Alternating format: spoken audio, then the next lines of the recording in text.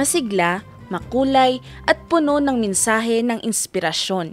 Iyan ang hatid ng governance sector sa Galikin The Capital Family Show na bahagi pa rin ng Paskuhan sa Kapitolyo 2024.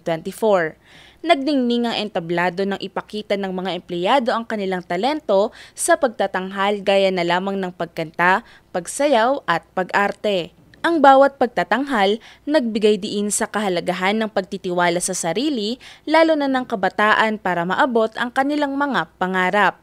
Naging highlight din sa programa ang pagbibigay pagkilala sa Pangasinan Polytechnic College na bahagi ng advokasya ni Governor Ramon V. Gico III para magkaroon ng mga Pangasinense ng libre at dekalidad na edukasyon.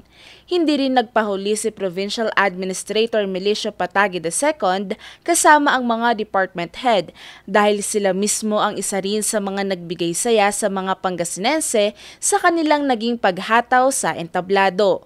Nagkaroon din ng mga palaro at papremyo para sa mga dumalo sa aktibidad. Itong mga events na ito, na ang ating administration is the one who makes everyone happy in this season of holiday season.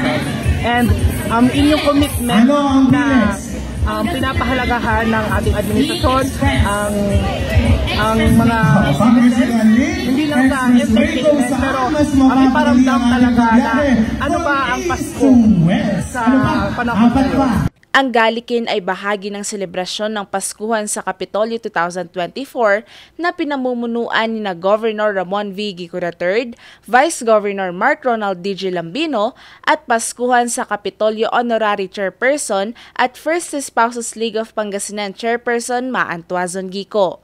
Valerie Dismaya para sa Luzon Headlines.